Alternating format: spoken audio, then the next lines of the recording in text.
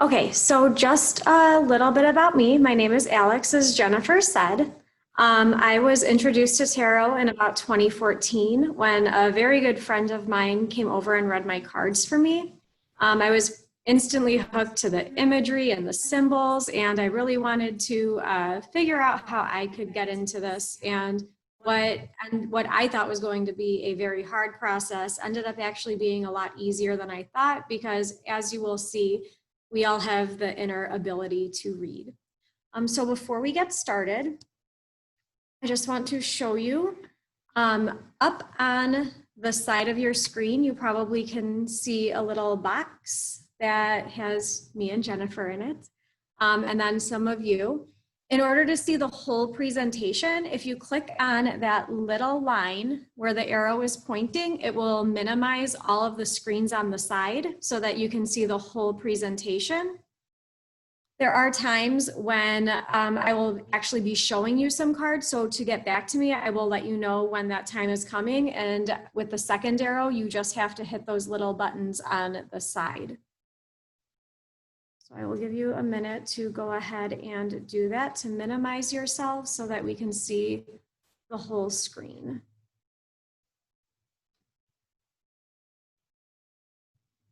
Okay, let's get started. So first we are going to dispel some tarot myths.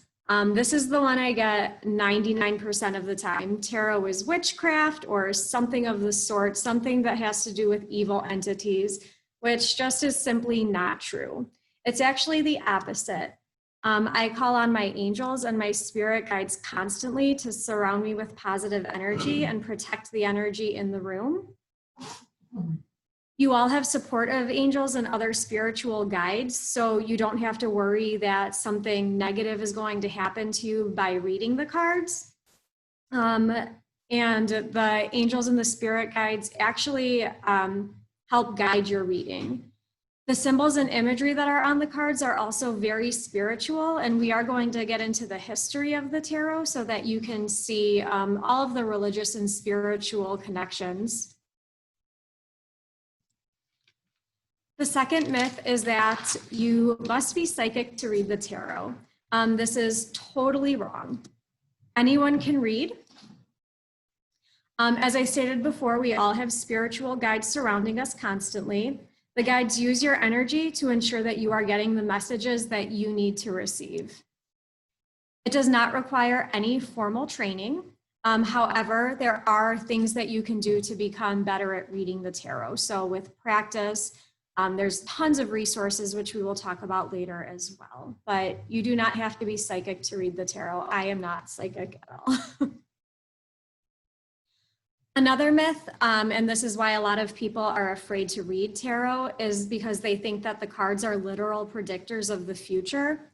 You see this a lot with cards like Death and the Empress.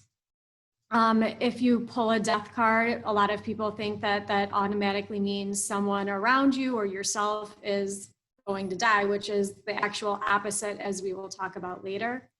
The Empress is also another card which people confuse a lot because she's really related to fertility. So a lot of people believe that when you pull this card, you are going to get pregnant or someone very close to you is going to get pregnant, but it's actually not true at all.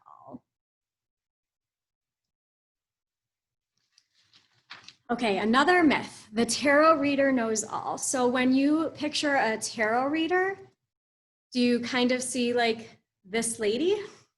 The reader does not, like I said, she's not psychic. She does not know how to predict the future. Some of them can, but most of the time you are just going to be around somebody that can read the cards. A good example of this is a friend of mine. She won a free tarot reading. Oh, sorry, I have to admit someone into. She won a free tarot reading at a fair she was at, and the tarot reader was dressed like this. She picked some cards, and she told my friend that her relationship with her mother would never change. She's just a toxic person, and she is good to be out of that relationship. But my friend is very, very close with her mom, so the tarot reader was not interpreting the cards correctly for the person sitting in front of them.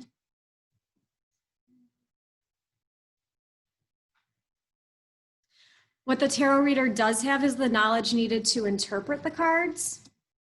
But again, it's your energy that is going to control the reading, not the tarot reader. Unfortunately, a lot of people think that they can just pick up a deck of cards, memorize the book that comes with the cards, and then charge people a crazy amount of money to get their cards read.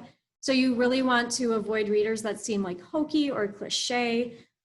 You really want to do your research on a tarot reader before going to see them. Okay, so let's get into some tarot history.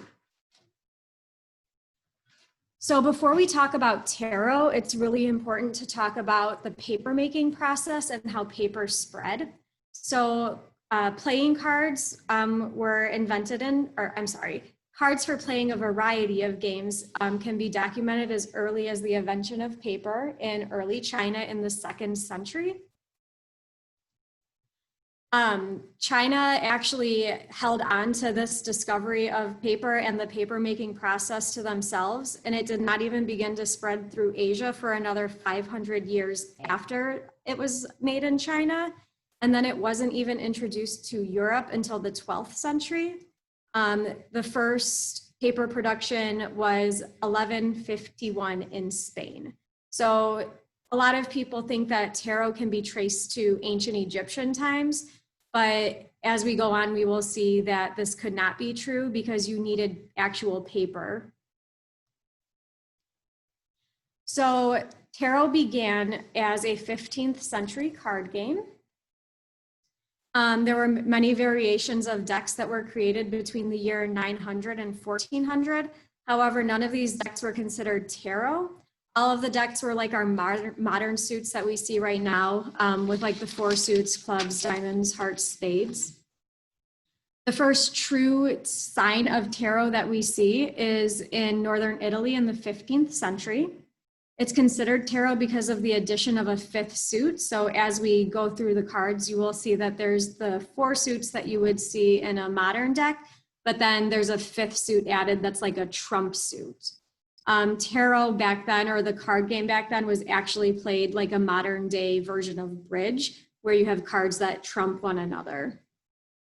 Historians believe that many of these first decks that we see are hard to come by because the paper that they would have been made on are very like fragile and thin. And so as they were playing the games, the cards would get worn out and they would just throw them away. So the very first complete deck that we know of is the Visconti Sforza deck. This was created by artist Bonifacio Bembo for the Duke of Milan and his brother-in-law. So you can see the Duke of Milan, Duke Filippo Maria Visconti, and his son-in-law, who is Francisco Sforza.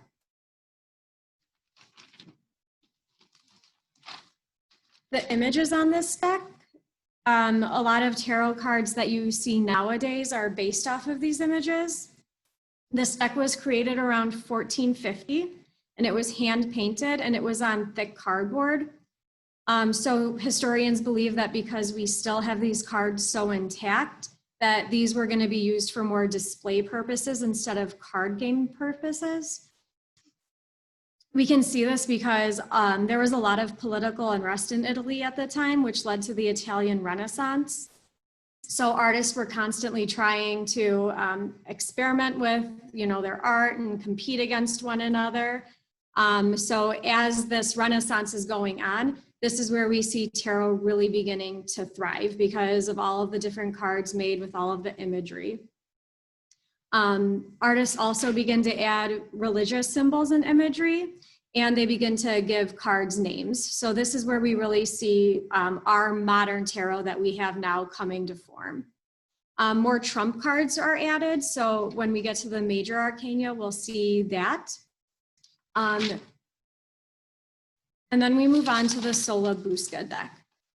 The Sola Busca deck is really important because this is where we see that the cards are starting to become numbered, just like our modern tarot deck.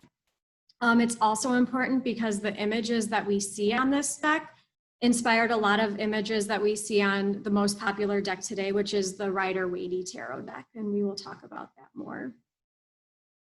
So now throughout the 15th and 16th century, tarot is spreading through the rest of Italy and it's moving into the rest of the European countries.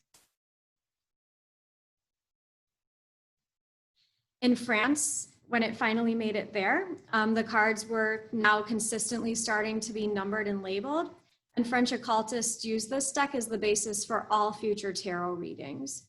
So this deck that we see is the Tarot of Marseille.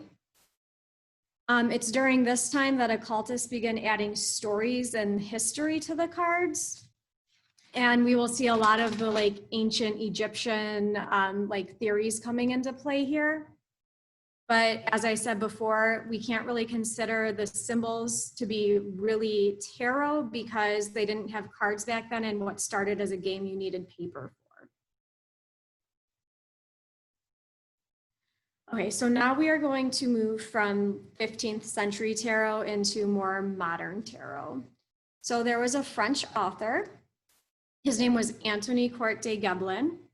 He published a multi-volume series that was called the Le Monde Primitif, which is the primitive world. And this was in 1781.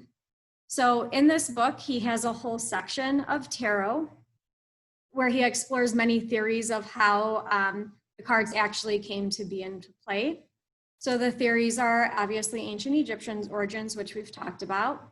But he also includes the connections to the Hebrew alphabet and connections to the Kabbalah.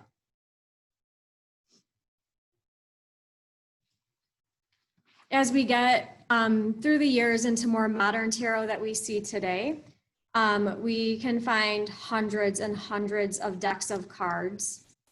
If you go online, you can find cards that relate to TV shows, movies. Cards are created by Salvador Dali and even Lisa Frank, the school creators. And they all have different imagery. It's pretty impossible not to find a deck of cards that speaks to you. This one is my favorite, little cats on it. It's so cute.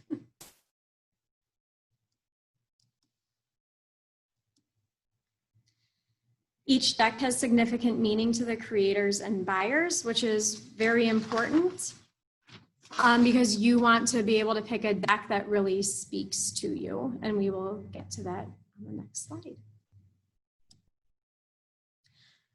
So if you were thinking of buying tarot cards, you can pretty much buy tarot cards anywhere. There's large retailers like Amazon, Target, and Walmart. You'll find like the most common deck there. So they'll have like the Rider and Waite tarot decks, things that are more popular. There's small local businesses that sell tarot cards like Rock Soul Love and Morris and Be of Good Juju in Plainfield. There's also a ton of online stores that sell these. So Etsy has a huge variety. Here you'll really start to see the creativity of different artists come out because you have sellers that are actually drawing these cards themselves and printing them on paper. I have found cards with my favorite animals, my favorite foods. There's pizza tarot cards. There's cards that go with TV shows. So I've seen the Big Bang Theory cards, cards related to Happy Days. And also books, I've found Harry Potter cards. So anything you could possibly think of, there is a tarot deck for. And I highly recommend going on Etsy, even if you aren't planning on buying cards, just to see all of the creative artistry that some of these people have. It's just amazing. Okay, so how do you choose a deck? This is very important. The image on the right is the deck I have. It's called the Wild Unknown Tarot, and it took a lot of research to find images that really spoke to me. So first, there's a myth going around that you need to be given your first set of tarot, which you do not have to be. It's kind of silly because you really want to find a deck that suits you and speaks to you. So the idea that you have to be gifted it like all of a sudden, if you're given a deck, tarot abilities are going to come to you. That's totally not true. You can have as many tarot decks as you want. I have 4. So it shouldn't be a process that involves a lot of pressure. You shouldn't have to feel like, oh, what if I get the wrong tarot deck? Or now I'm stuck with this deck and I don't really like it. You can have as many decks as you want. Different decks will have different imagery and symbols that speak to you more than others do. You really need to trust your intuition, and you really need to trust what images you can relate to on a personal level. Research. So research. You really need to find a website, or you can go on YouTube, you can go on Google Images, and try to look at as many cards in the deck as you possibly can. This is why. So I love The Nightmare Before Christmas. It's one of my all-time favorite movies. My 3-year-old knows all of the songs. So I came across a Nightmare Before Christmas deck and I was like, oh my gosh, I need to buy this immediately. So I bought it without looking at anything. And all of the pictures were beautiful, but the numbers were different. The suits weren't even the same as a normal tarot deck suit. The names were all changed. So it's not a practical deck. I would never be able to use it in a reading. So that's why you really have to do your research on, is it gonna follow the format? Do all of the images speak to you? You can also YouTube a lot of the decks that are out there, and you'll find a lot of people are doing reviews on the decks, so you can get a better idea as to what most of the cards look like instead of just like the 2 or 3 that they show you when you want to buy.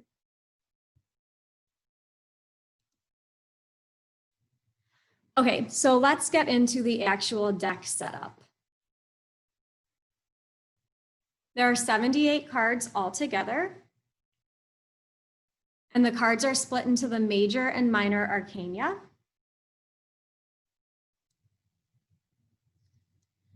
The minor arcana has 4 suits.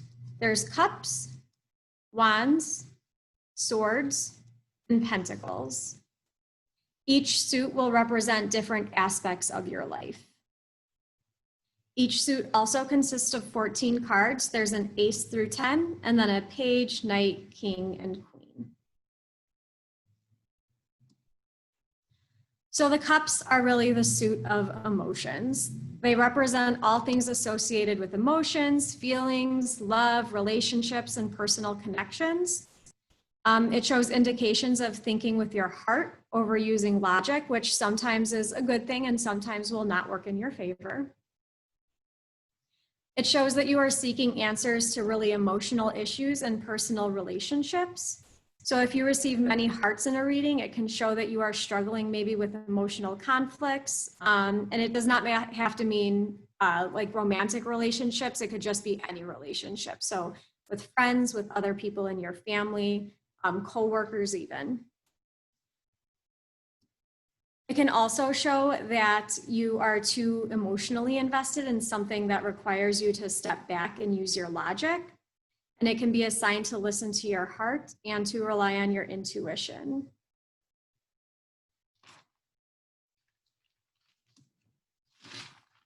The wands are the suit of the mind. It shows how your ego works with or against your intuition. So it shows battles between your intuition, your higher self, and your ego, and what really makes you, your personality and aspects like that. The wands can show spirituality and inspiration, ambition, and ideas that are in the first stages of development. It really gives you a sense of purpose in the world and how that fits with your everyday life. It's a call to action. So if you look at the imagery on some of the cards, you can see all of the wands or staffs there, but they're all in motion.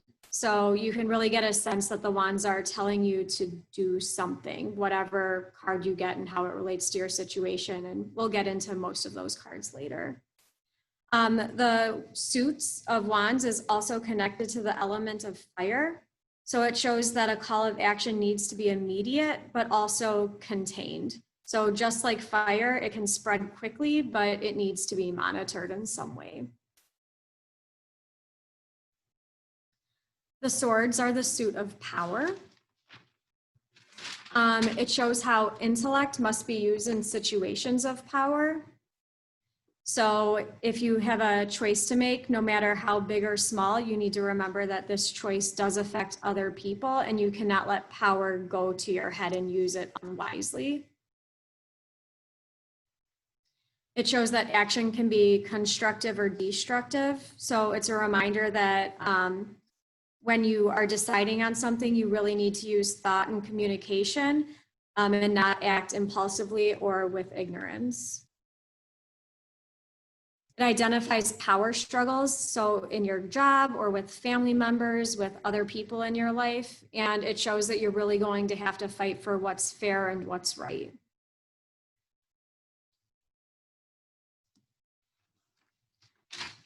Lastly, the suit of pentacles. It's the suit of materialism, so it's the earth suit. You really have to ask yourself, if you get a lot of pentacles in a reading, what gives you sustenance? So think about earth. We plant seeds that help us grow things and offer sustenance. And it forces us to ask ourselves, what kind of seeds are we planting for us in the material world? What are we doing for material gain versus bettering ourselves and our minds? You also have to ask yourself, when a lot of pentacles come up, what are your solid foundations in life? So you have your basic needs as humans to live. So, you know, your food, your water. For a lot of us, our careers, because it provides for us financially. These right now are our basic needs, and it looks different to different people. The pentacles also warn us not to take things too far. So yes, you have your basic needs, but what happens when you get greedy? What happens when you want more and more constantly without taking it to a spiritual level, as opposed to just focusing on what's important to you in the materialistic world? You have to remember that you have to take the nutrients of the earth. So you plant your seeds, but then you also have to give back to the earth as well in order to live a happy life.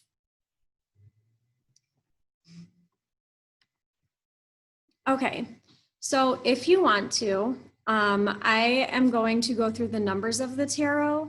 The deck that I have shown is the Rider and Waite Tarot, which is the most popular one.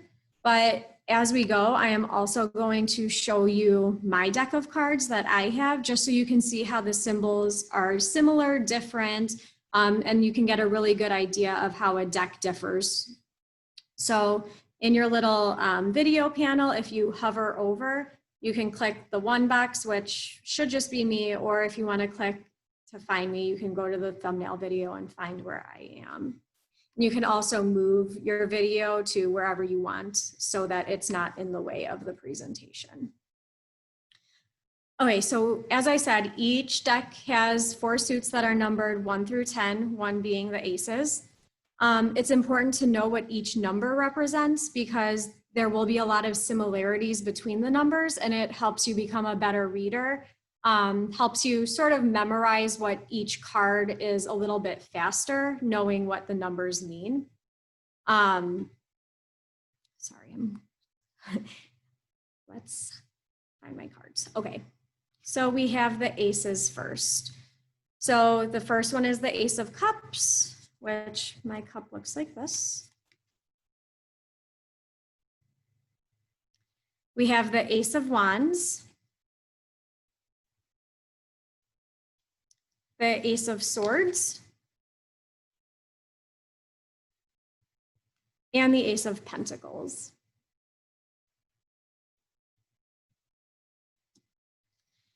Aces always represent new beginnings and new chances for opportunities and starting over. If you look at the pictures on the presentation, you can see that there's a lot of similarity in the symbols. So we have clouds, hands. We have a lot of bright colors and positive imagery. It's important to know that if you get a bad card in a reading and you pull an ace right next to it, the ace always trumps over that negative card. So it's always a sign that good things are coming.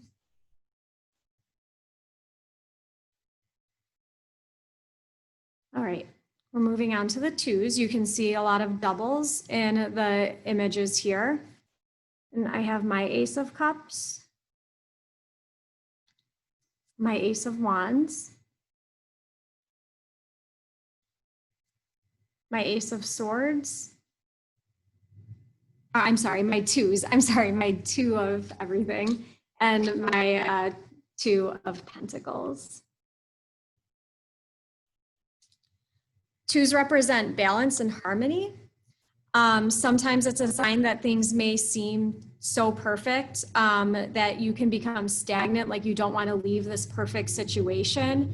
But in order to move on in your journey, you need to make choices that help you move forward, even if you're afraid to leave, you know, the good life at the time.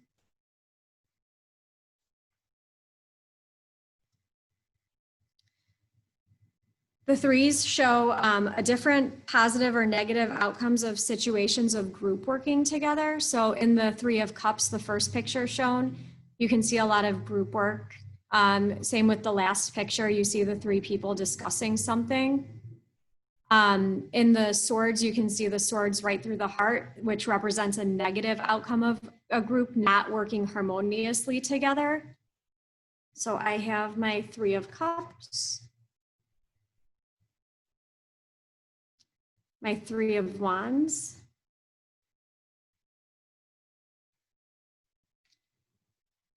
my Three of Swords, which also shows the binding outcome, and my Three of Pentacles.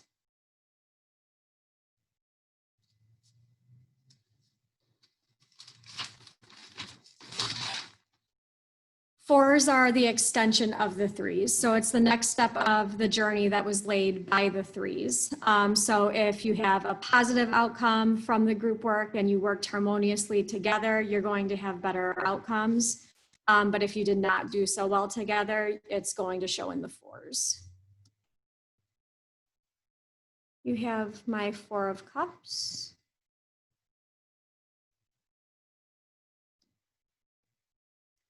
my Four of Wands,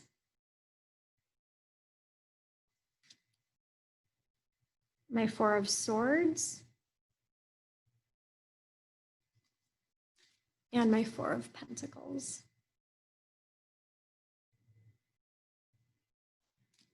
Fours also show that if you have built a solid structure and foundation, that your goals will endure, but you also have to be able to manifest what you want in order for it to come true.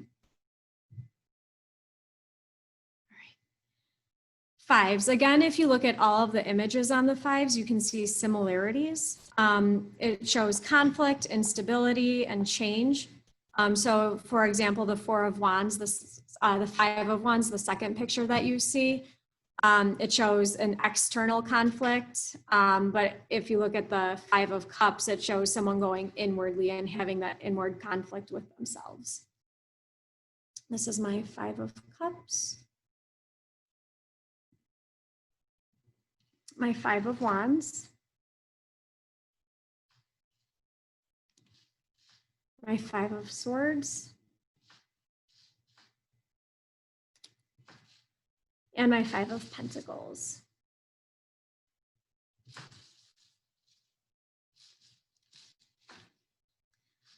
All right, my sixes. So you can see that this is again a movement away from the conflict of the fives that we've seen before.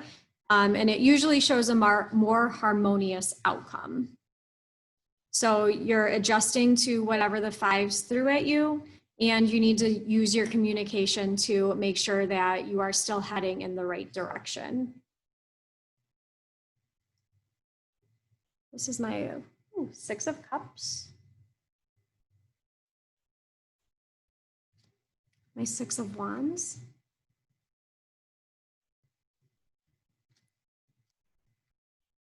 my Six of Swords, and my Six of Pentacles.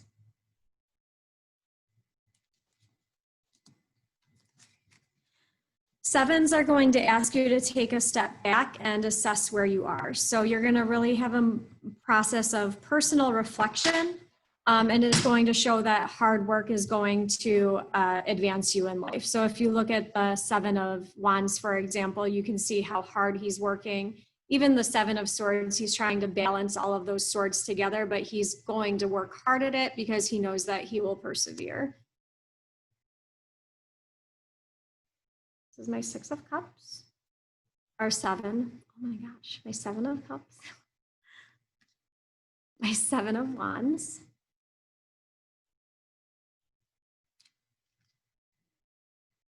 My Seven of Swords. And my Seven of Pentacles.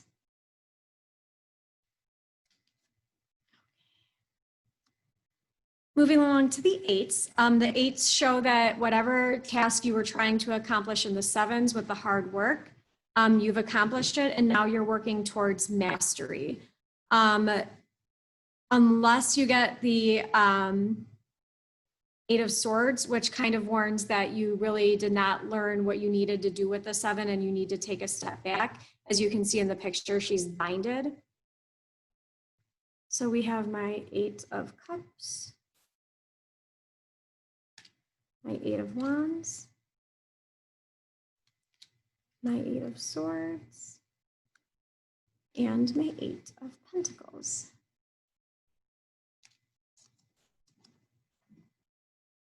Ooh, I lost the nines. Okay, well, we will just talk about the nines because I guess it didn't make it into my PowerPoint.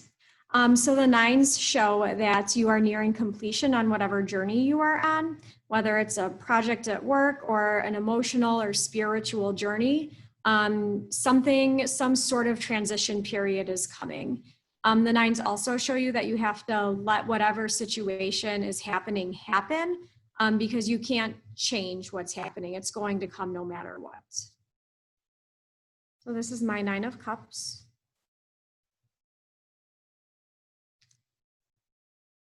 My Nine of Wands.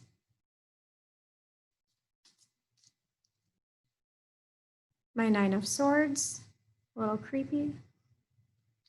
And my Nine of Pentacles. All right. Tens are the celebration. They show the end of your journey and that the end of your path is coming and you're ready to move on with the knowledge that you have learned. The Ten of Swords, a little morbid, but you can see it still shows completion, but maybe one that you are not ready for. So maybe it's an ending of something that has to happen, but you aren't quite ready to let it go yet. So here's my Ten of Cups. My Ten of Wands. My Ten of Swords. And my Ten of Pentacles. All right, now we are going to move on to the court cards. If you are not familiar with reading the tarot, the court cards can get a little bit confusing. Sometimes they can represent actual people in your life, like mothers, fathers, people that are close to you, or it can represent ideals or personality traits that you need to incorporate more into your life.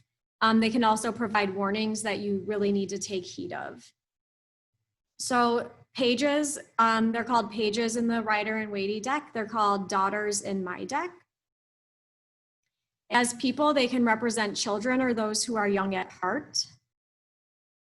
And then as traits, they represent childlike joy, excitement, and new beginnings. So this is my Daughter of Cups,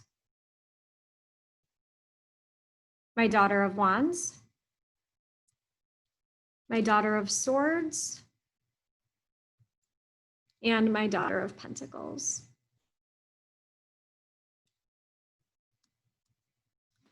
The Knights, or the Sons in my deck. As people, they're very action-oriented and quick to make decisions. Think of like your teenagers who think they know everything without having all of the information at hand, but they still want to act upon it. These are the Knights. So mine is the Sons. So the Son of Cups, the Son of Wands, the Son of Swords, and the Son of Pentacles. As a personality trait, it shows warnings. It shows to slow down, think through your actions, think through any commitments you make, because you might not have everything you need to be successful.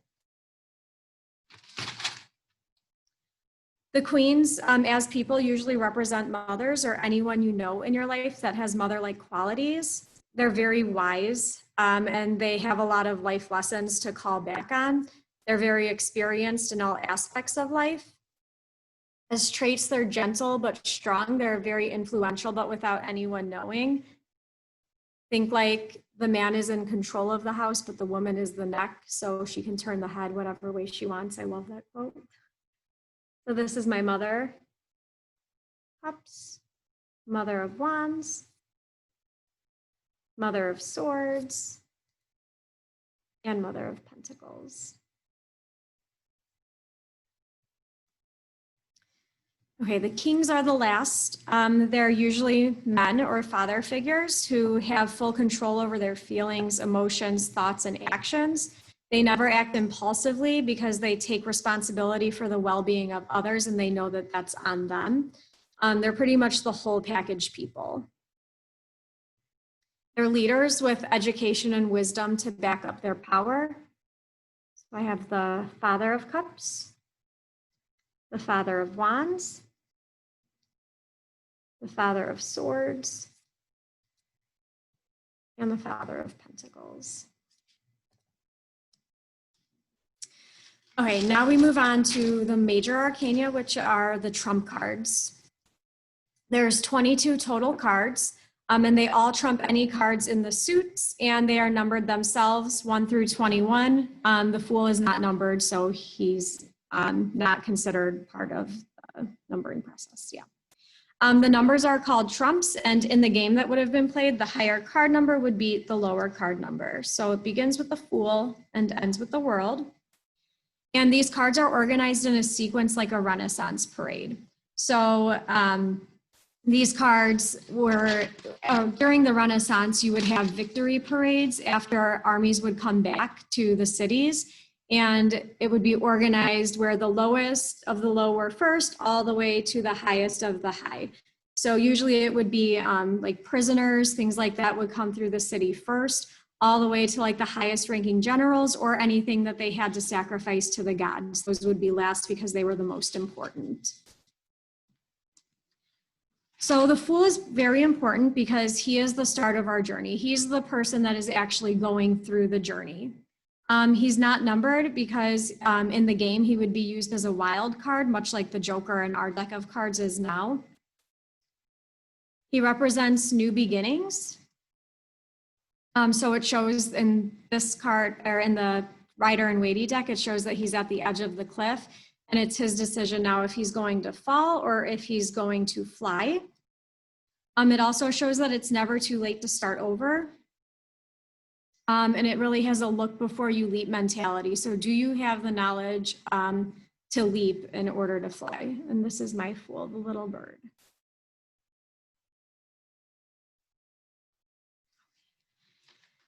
So the second step in our journey after the Fool commits to fly instead of fall is the Magician. And here's my Magician. This early in the game, it's important to manifest your desires so that you have a clear path and you have goals set. As you can see on the cards, all of the suits are included. So you have the cups, the pentacles, the wand, and the sword to show that the magician has all of that he needs to be successful, and he needs to use all of that to his disposal. It's the perfect time for new projects, and it represents that this needs to be a spiritual journey as well. It can't just be one of selfishness. The High Priestess is number 2. As you can see, she sits with a quiet mind. There's many symbols on this card. So you have the dual pillars. They show darkness and light. Both spiritual and worldly knowledge is necessary to move on. You also see the scroll with the Torah on it.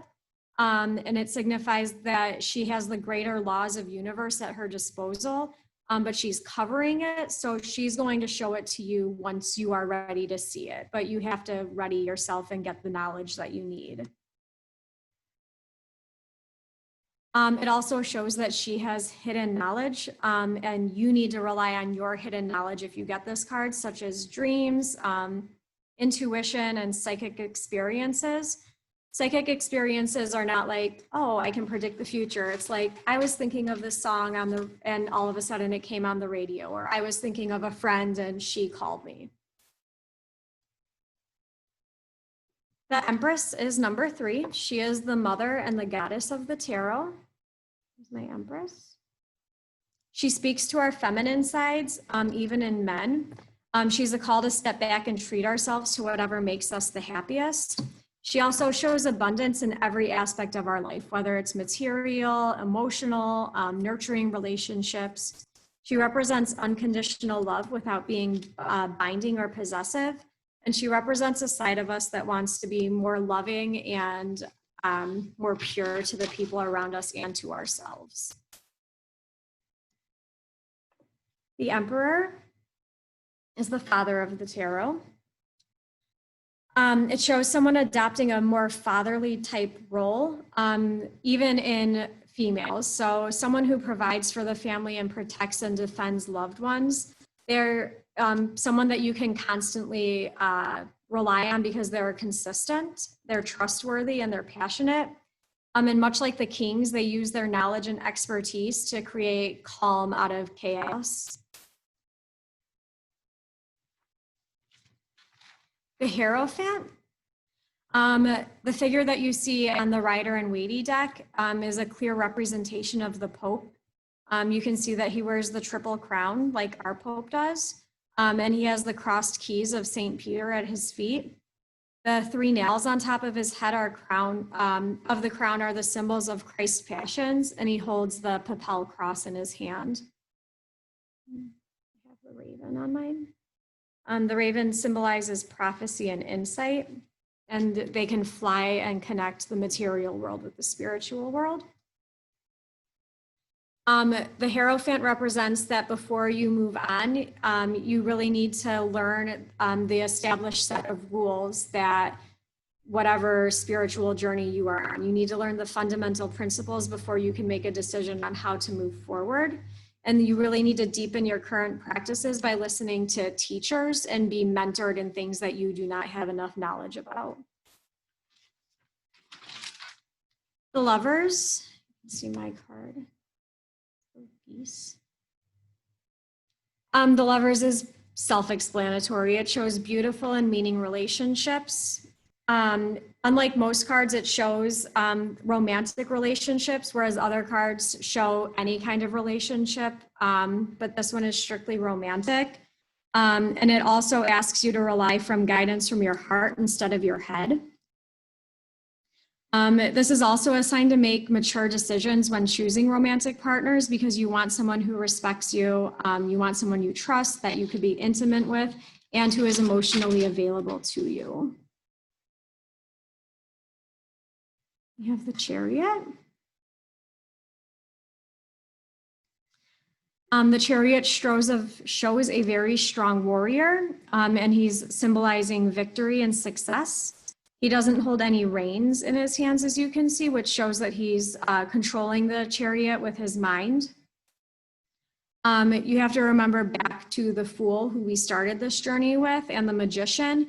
This is a sign that the Fool has used all of the tools that he was given as the Magician to his disposal, and he has come out a warrior and stronger for it.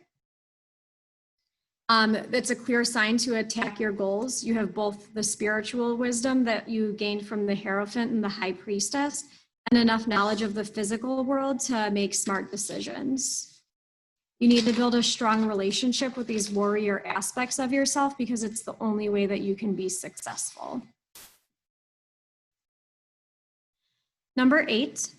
So in many decks, you will see that 8 and 11, which is Justice, are flip-flopped. The Rider and Weighty deck flipped the 2 cards because the lion that is shown in strength is linked with the astrological sign of Leo, which comes before the sign of Libra, which is represented in the Justice card. So even in my deck, it's flip-flopped, but it both has the same meaning. So in the Fool's journey, this placement shows that now the Fool has conquered the material world, as you see in the Chariot, and he now needs to control all of the strength that he got into taming the inner beast that's inside of him. So now you're moving on to the next steps of the journey. The Hermit shows that the Fool has found the strength to look more inward, and now he can become the Hermit. The Hermit represents that it's time to take a true step back from the business of day-to-day life and focus on quieting your mind. You need to withdraw and keep to your own counsel to form deeper relationships with yourself before you can make a commitment to anyone else. Self-healing is crucial during this time, and it can only be done through meditation, solitude, and stillness. So after going inward and reflecting, the Fool now has a deeper understanding of himself, and this is where the Wheel of Fortune comes in. The wheel shows chance and change. It shows that change for the better is coming and that you must jump at any chance that you get in order to make the advancements that you need. It's also a reminder that life is constantly changing, hence the circle. It's a constant cycle of what goes around comes around. So the more positive you put out into the universe, the more positive you are going to get. So the wheel has brought good fortune and justice to the Fool. So now we see justice being done here. It's time to use your new perspectives and integrity to make decisions. It's not the time to shun the concept of divine balance or karma that we learned from the wheel. All of your choices will affect your life and those around you. So you need to be wise in your decision making.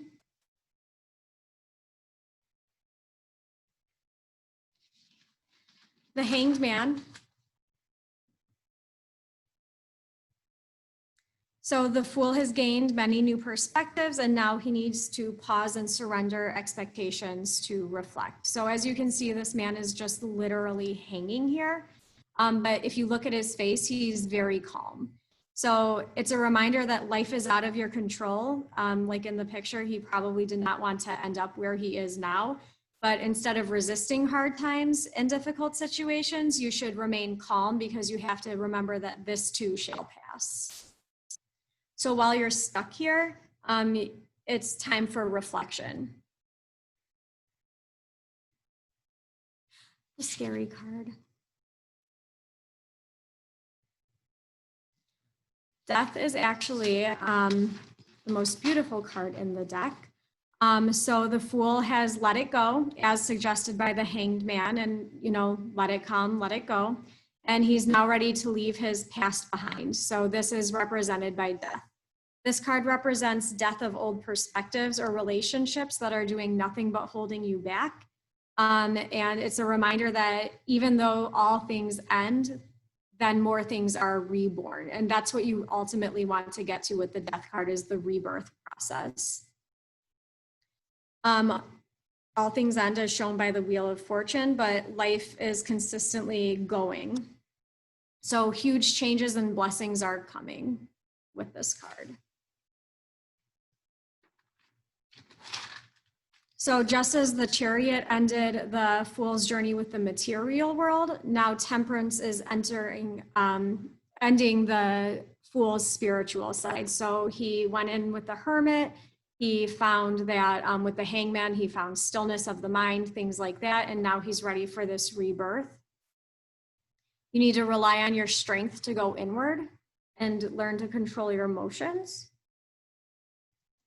You need to find a perfect balance between the spiritual world and the material world. So the Devil. Here's my Devil card. The Devil shows that the Fool has tried to use his wisdom and to break into the spiritual plane, but he's unable to give up the negative things that are holding him back in life. So just as death was the warning to let go of anything negative in your life so that the process of rebirth can begin, the devil shows that you did not let go of the things that you needed to get to or let go of. So the devil shows now that these are the consequences that's going to happen. It's an urgent message to get out now and change your ways now. The situation or the person you are dealing with is destructive, and there is no way to talk about it or make things better. And you cannot be tempted to stay because it's only going to make the situation worse. So just as death brought rebirth in a calm and beautiful way, the devil brings change, but in a very negative and crushing way, which will make you feel vulnerable.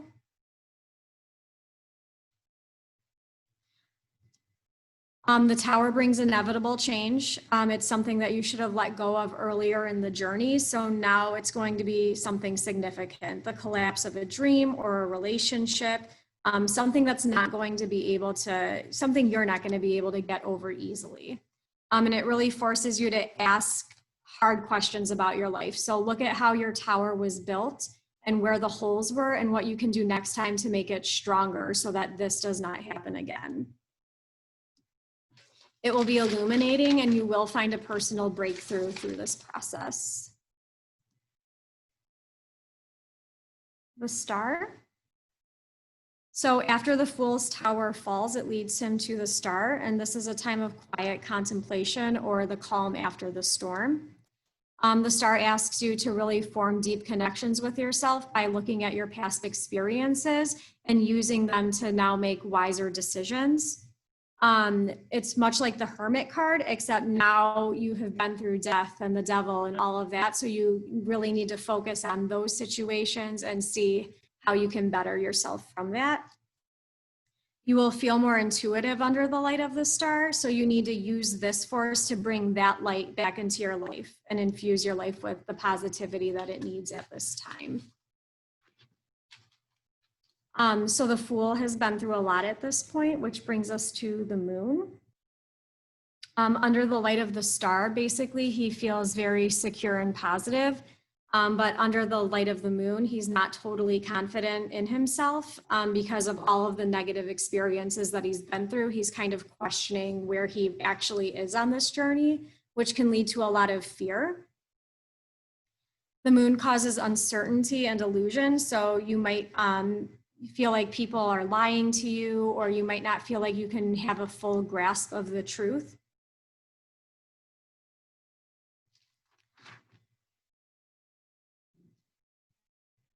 So the Fool has now worked his way through the uncertainty that he faced through the Moon, and he finds clarity in the Sun.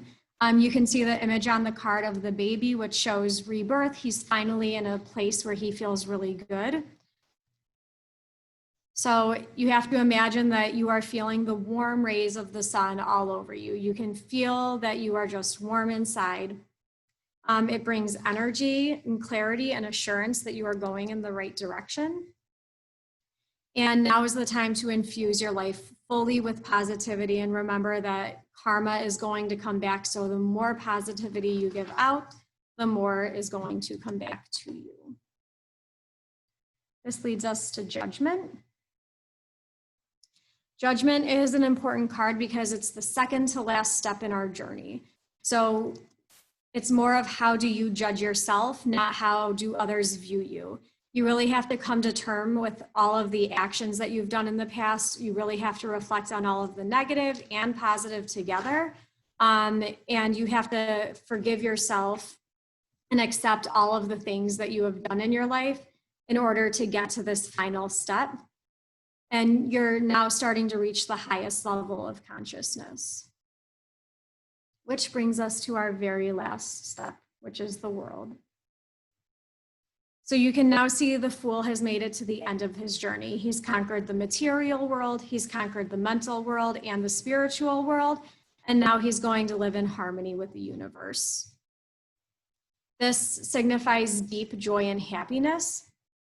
And it's very rare to feel this type of contentment where you are not consumed by wanting more or needing more or achieving to higher places.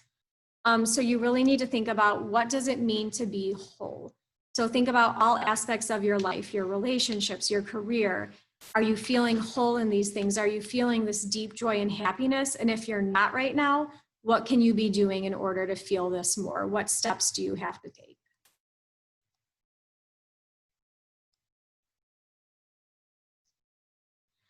So readings, each reader will have their own special way of reading cards. So for example, if you come to me, I like to have my clients fill out like a brief questionnaire before they come so that I can prepare for them, so that I can pick out spreads and things like that that will give them the answers to what they are most looking for. And then you have different spreads for different aspects of life. Just a few, you can find a spread for connecting with your spiritual guides, the relationship spread, why am I so stressed? This is a monthly spread so that you can pick a card for each month. I have to put a Harry Potter one in, the Deathly Hallows spread, and each card has a different significant meaning to your life. And a money review, like how are you spending your money? Each card of the major arcana also has its own spread, and you could go and find as many spreads as you want. There's spreads for everything. So just to leave you with some ending thoughts, you don't have to memorize the meanings of the cards. In working with the deck regularly, you're going to find that you have your favorite cards that just stick out to you, but you're also going to have a book, and I recommend going through, you can even do Pinterest, Google. There's so many different meanings to different cards, so you really have to explore all of those meanings and find ones that really connect with what you are going through. You're also going to find yourself interpreting cards just by looking at the images without even reading the book. And that's going to come more naturally as you read your cards more and play around with them more. So the guidebook, like I said, it's just a guide that comes with your certain deck. It will give you a general idea of the meaning, but it's not the end all be all. So if you want more information, Pinterest is a really great resource because it leads you to so many different card readers that have so many different perspectives. Biddy Tarot is also a resource that I rely on a lot. She has free online classes and course books that you can use. And she also has this planner that helps you interact with your cards by picking a daily card. It's a really neat resource. And then for the history, the Tarot History, Symbolism, and Divination by Robert M. Place. This is where I got a lot of my history from. It was really easy to read and it had a lot of information. And thank you. If you are on a tarot journey and you come across something that you don't know, feel free to email me, ask me any questions. I also have a website that you can go to and explore some of that kind of stuff.